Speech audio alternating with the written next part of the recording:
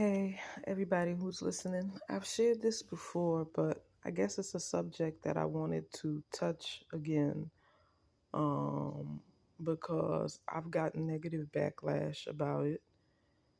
And at that time, I didn't bother, giving energy to it because I understand that, again, people are in a possessed state, whether they believe it or know it or not. And when a when a being begins to rise among the herd, you'll find that these possessed people take the role of a crab in a bucket. So, in most cases. So, anyways, here we go. On my journey to healing, which has been taking place for about the last 6 years, where when I asked the Most Highs where a lot of the pain that I carried was coming from, or the negative programming that I was under. Uh, I was shown my childhood. I was shown that first, and then over the years, I've been taken to other parts of my past. Now, when I opened up about these things, a lot of people looked at it as though I wasn't taking responsibility for my actions, which I don't know how you can even connect the two. But taking responsibility for your actions is to change your ways.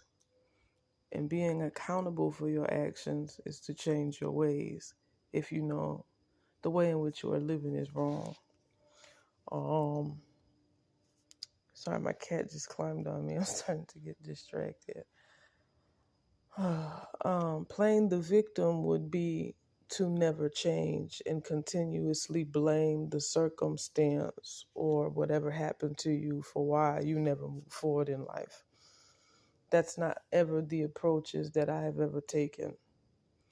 I may have wanted people to understand and understand that I had my struggles as well as they had their own, and that all of my struggles shouldn't have been so encapsized or, uh, whatever, taken to be made great focus as if it devalued me as a being, because everybody has their own issues. And that's not something that you ever see me do with other people. I've walked beside all kinds of people with all kinds of past, no matter what their background is, what they've done, and wherever they've come from. Um, so I guess I was trying to bring about a level of understanding of where certain characteristic traits that I'm overcoming came from as I discovered them.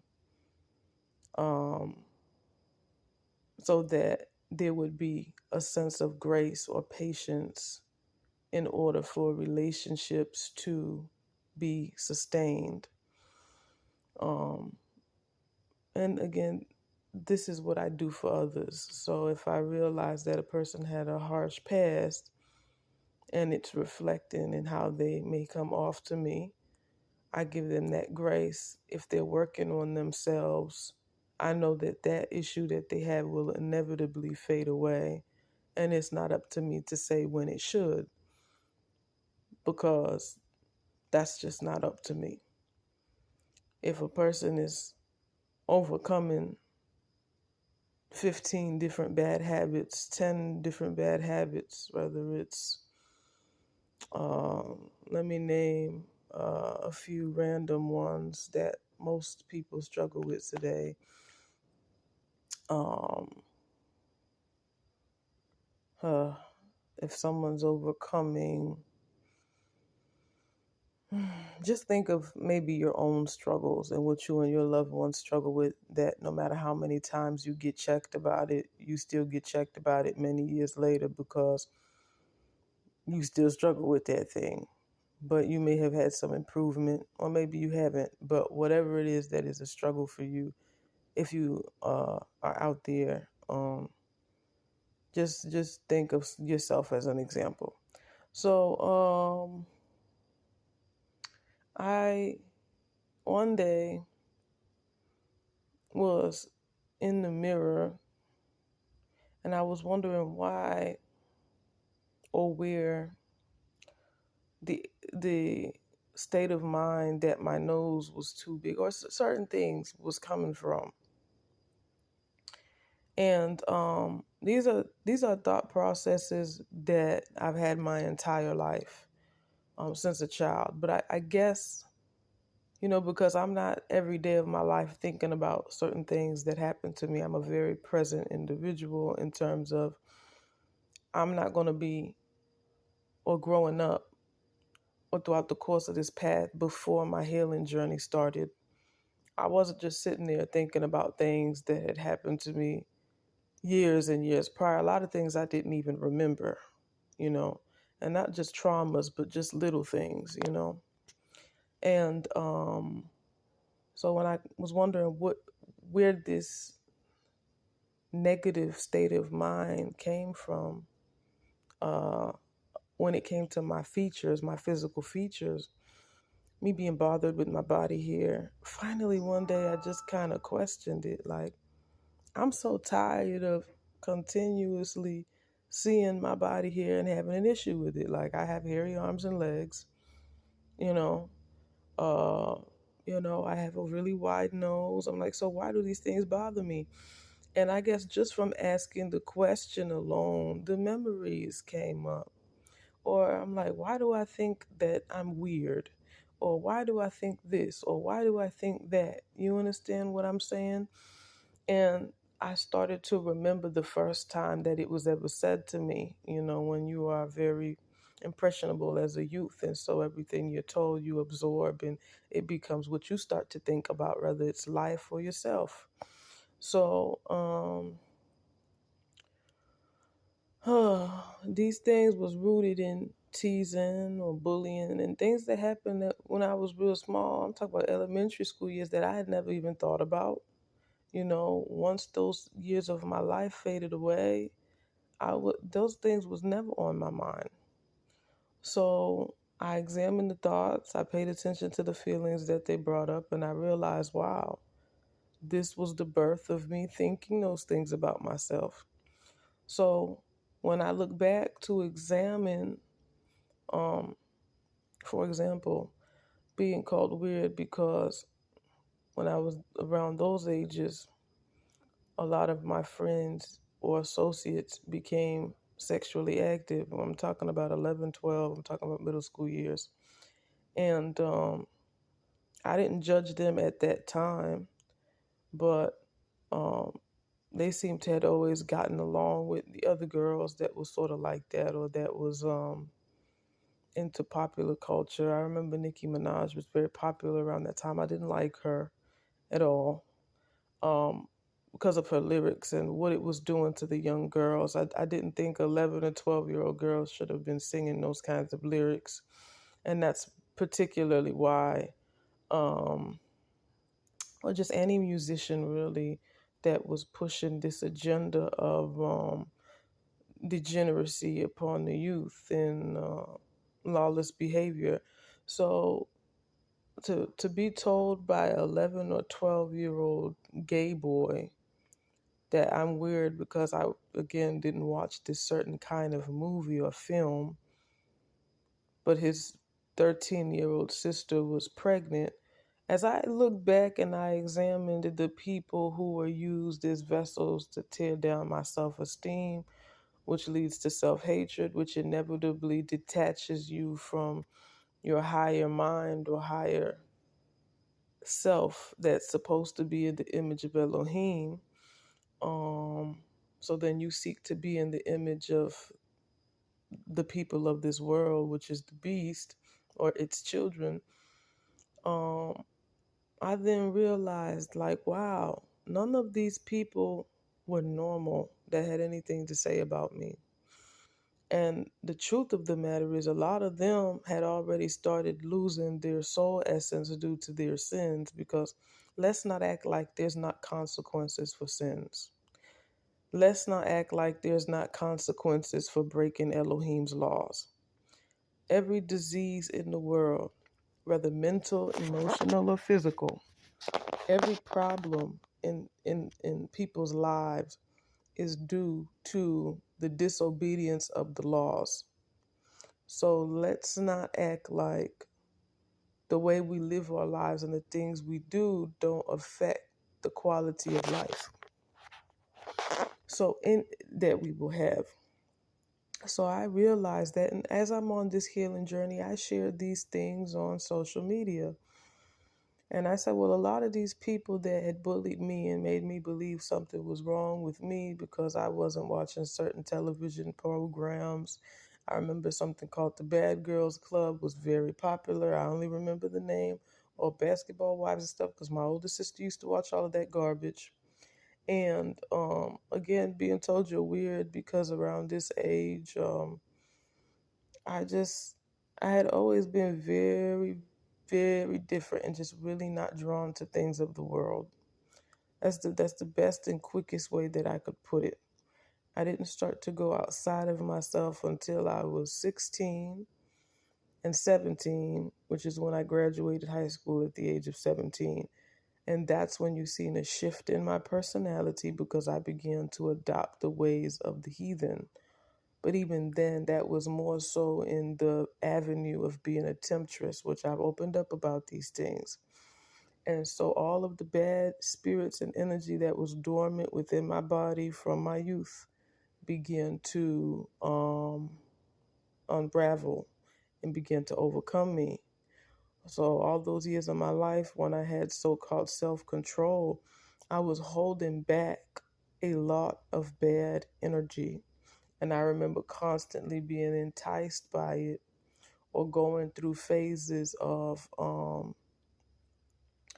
just dealing with the repercussions of my family's ill behaviors, of sexual immorality in our household growing up. Those things very well afflicted me throughout the course of my life.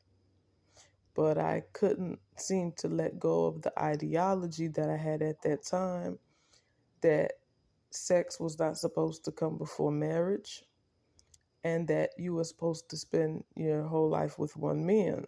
This was the philosophy that I went by at that time. So I did the very best I could to hold out and do what I thought was right, but it was very difficult.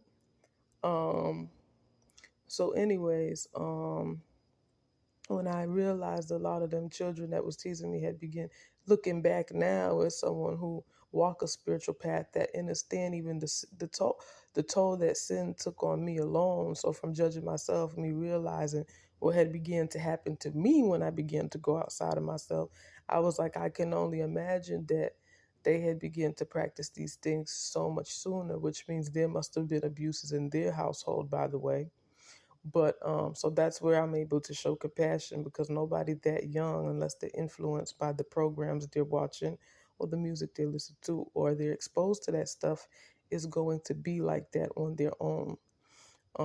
So I just simply realized that there was never anything wrong with me.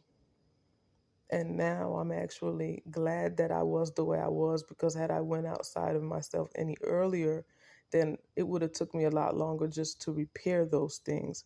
Not to say that, I wouldn't have been able to heal, but it takes a little bit longer, in a sense of healing yourself is like going back in time and collecting and gathering those fragments of yourself and making them whole again.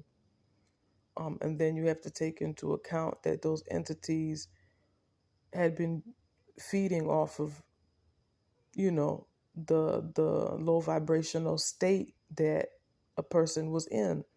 So you were fooled for so long. Why would you think they're just going to let you go like that? It's going to be a process and a journey. That's why in scripture, anytime someone was possessed or sinned or had a demon upon them, there was a cleansing ritual that had to take place. There's fasting that has to take place, and there's a lot of repentance and things of that nature when a person sins. So Yeah, I ended up realizing there was never anything wrong with me. There was something wrong with them. And those children should have behaved more like children, like I did. They should have been more obedient to their parents, like I was. And that was my way of undoing the programming that something was wrong with me and that I was supposed to try to be more like them. Because then what did I do? Throughout my high school years, in order to not be bullied, because my freshman year and my sophomore year, I mean, especially the freshman year, there was so much innocence in me still. I was really afraid to get bullied. I really was. And I'm thinking, how the hell am I going to go these next 4 years? 4 years, if I could barely handle 3, how am I going to go 4? So by my sophomore year, I picked up on certain things, but I don't think I really began to come outside of myself all the really until I'll say most definitely my senior year. I guess that was the worst of it. I was at a major crossroads at that point in my life, but it had really begun my sophomore year. So I'm just thankful that I was able to undo that programming. And a lot of people, they took that things I was saying in a negative way, like that I thought I was better than those, other people. I do think I'm better than those people that tried to destroy me. Absolutely. If someone bullies your child to the point of your child coming home and crying to you, and I like to use this as an example because when you make things personal for people, then all of a sudden they know how to show compassion.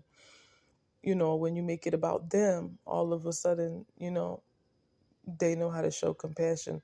So you're not gonna, if your child comes to you crying because someone bullied them, you're not gonna tell your child, well, sweetheart, some people are just like that. You gotta just ignore it. No, you're gonna tell your child to, if they was told they were ugly or that their hair was ugly or something like that, you're gonna tell them to say the opposite of what was said to them as a way of undoing the programming. If your child is crying, it's because your child believed what was said.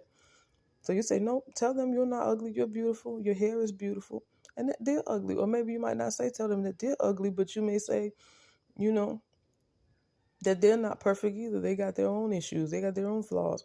And so that's all I'm doing here is acknowledging that the people who try to distort my perception of myself, from my family to, again, the children in school or anybody, because my family played the biggest role, if anything, in the self-hatred game, which is why there was no ability to stick up for myself when I was at these tender years of my life because I didn't know how to. I was hearing nasty things in school. I was hearing nasty things at home. So that's why when I question, like, why do I think this way of myself or certain ways of myself, that's when I had to look back at that because I actually began to get tired to feel the ways that I felt about myself and having the thought processes that I did. So yes, absolutely. I am better than any enemy that is attempting to pull me down and destroy me.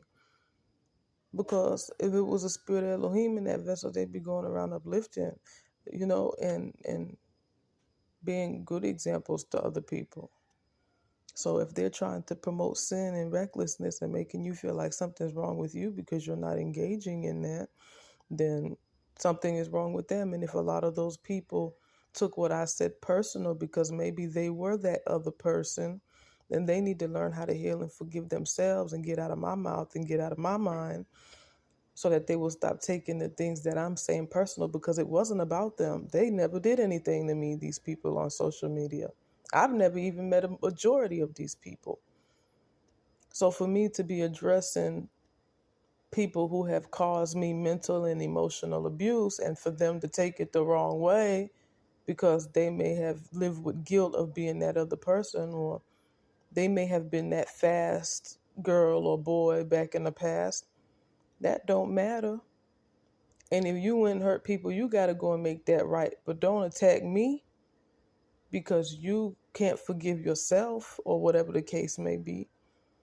So anyway, I had to address this because I wanted to for a while, but I sit on things, man, and sometimes out of nowhere it'll just come back to me, or when I'm revisiting certain states of mind, or sometimes the enemy uses these experiences as weapons to feed off of my energy. So I'm like, let me just get this off and just not look back, because that's what happens when you don't stick up for yourself. You kind of end up in that position where if you don't do it now, you'll have to do it later, because essentially another weed was planted in my mind as I tried to pull up an old weed. It's like, oh, you think you're better than others, and da, da, da, da, da, da. And again, I've walked beside all kinds of people who have done all kinds of things, and my entire, I've never just surrounded myself with other people that were like me, that were also around those years virgins and didn't get into no trouble. All my closest associates had all been sexually active, and I knew that. So if I thought that I was better than people, I wouldn't have been able to befriend those kinds of girls, you know? Um, so yeah, no. You did have some groups that stayed away from other groups of students or things like that. You still have that to this day as grown people.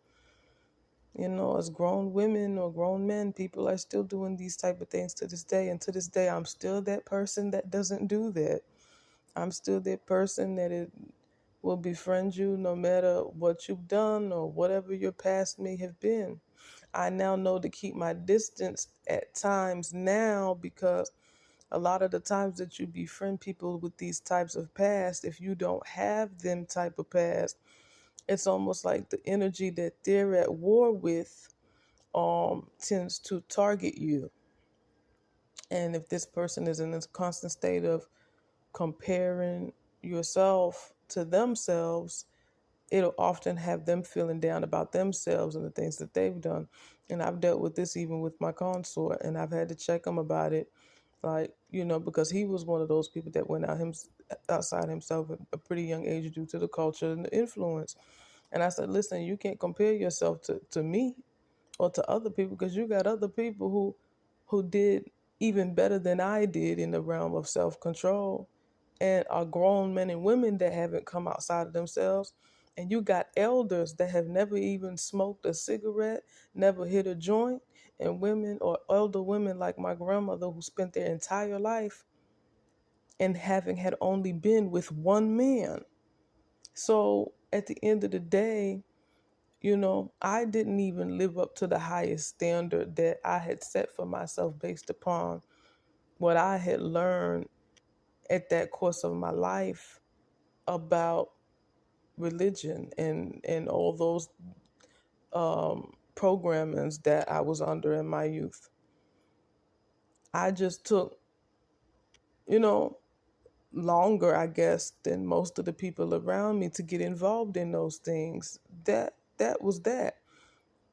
And so I guess when the time came time to let that stuff go, a lot of that stuff was just easy to let go because I had never formed an attachment to it. And some of it was difficult, but that had to do with the bad energy or bad spirits that were already dormant that I had now awakened. So they're like, oh, no, no, no, bitch, you become a source of food, you're going to stay a source of food. So certain entities or energies was harder to overcome. But other than that, all that happened was that, I experienced things a little later in life, certain things. So yeah, you'll often have that happen, and it creates conflict within the other person, and then they're blaming you for their own inner dialogue. So, yeah, I'm even that you kind of gotta be careful, and I guess not even touch on certain subjects with people. I know that sometimes you could be an open book. I'm an open book, and you like to share where you've been, what you done, what you ain't do, and sometimes that leads to problems because people like to compare, and then they'll either feel greater than you because maybe they'll be able to be the one to say that they hadn't do certain things, or they'll feel less than you because they'll be the person that says, dang, I did all those things. And it's really sad that we can't just be our own people, our own person, without passing harsh judgments on to another, as to where we're just able to take accountability and responsibility for ourselves If you learn that your behavior is wrong, like as a woman, if you're showing skin and you're wearing shorts in the summer and two pieces at the beach, then you simply learn to cover your body, you know. Or if you're a man and you sag your pants, you learn to pull your pants up and dress like a man, a real true man, instead of dressing like someone who just came out of prison or whatever. And that's not to attack anyone that dresses that way. That's just to address that as you learn in life, you grow, if that's your choice to. So yeah, I'm gonna end this off right here. I just wanted to address that because I know sometimes your energy can be mistaken. If you just type something, then a person is reading it with their own voice in their head in most instances, and then they're going to project their own energy and frequencies onto your message as if you're saying it in this demeaning way. All the while they're reading it, they're really feeling lesser of themselves and then accusing you of belittling them. So that was, I guess, the issue is that I was just saying it. I was in a very neutral place as I am right now, and I was just typing that out to undo the programming while sharing the healing journey, which will assist maybe other people who may be going through that same thing, but they're dealing with these negative patterns of thought, not realizing that those thoughts or negative feelings one may have towards themselves could possibly be rooted in a situation similar to mine, where it's from family or peers or the pressures of feeling like one had to keep up with popular culture, and what popular culture defined as being a you know, beautiful or interesting or fun, whatever, male or female. Whether it be you're boring if you don't party, you're boring if you don't drink. I've heard things of that nature as well, because I've never been to a club, party, bar, hookah lounge a day in my life. And any drinking or activities that I got into like that was always done in private or done at another person's house that was close to me, like an associate, or in a park. In terms of, back when I used to blow it down, if you know what I mean, the ganja ranja, it would be at home, someone else's home, or park. So I never, and it doesn't matter if someone else used to party it hard. But what I'm saying is, when you've been told that you're not fun unless you do it in a particular kind of way, then you have to undo that program. And now you seeing a lot of these people that used to be public with their stuff and used to do it at, the parties, and they're doing it at home. So you find it to be very interesting how all along I was doing exactly what the heck I was supposed to be doing, which is, if you're going to do certain things, do them in private. Don't be out in the street where children could see you, other people witnessing you, and you enticing and pulling others outside themselves, or whatever the case may be. Because most people who grow up smokers witness someone in their household smoking. So you see how deep the programming will go, that it's probably something you never would have even thought about if you never seen someone else doing it. So it's good to do it at home, because then you're not enticing nobody. If you still do that. Me personally, I've let that go by the grace of Elohim, but I'm just saying, if you are still overcoming that, then, you know what I'm saying, you can enjoy your little ganja ranja at home. So anyway, yeah, I have a habit of saying I'm done and then I keep going. But if you're out there listening, I know this was long as shit, but I thank you for embarking upon this journey with me, where I've shared my container gardening hacks, my rainwater collecting hacks, our various cats or pets that we've had. I know a lot of the kittens people see on the platform on YouTube, they think we had all them motherfuckers in our house. Up until they was 8 weeks, they gone. Now we're down to one cat. And one neighborhood cat we adopted. So no, we never don't just have a house full of cats. When my consort went through a phase of bringing kittens home, he always found them another home. Um, so yeah, that's that.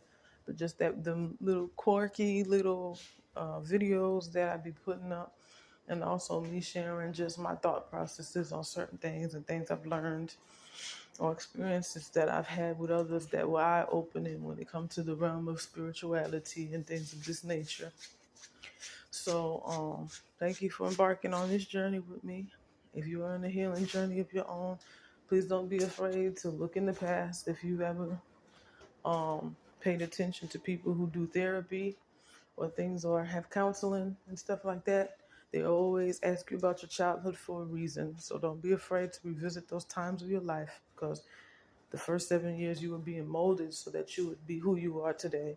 And not always did we have the best circumstances or were molded by the best of people. So there's a lot of healing and repairing that needs to be done. So don't be afraid to revisit those times so that you can reparent yourself if you need to. The sooner you do it, the better, so that you can live the rest of your life a more healthy minded and happy being. All right, 13 love.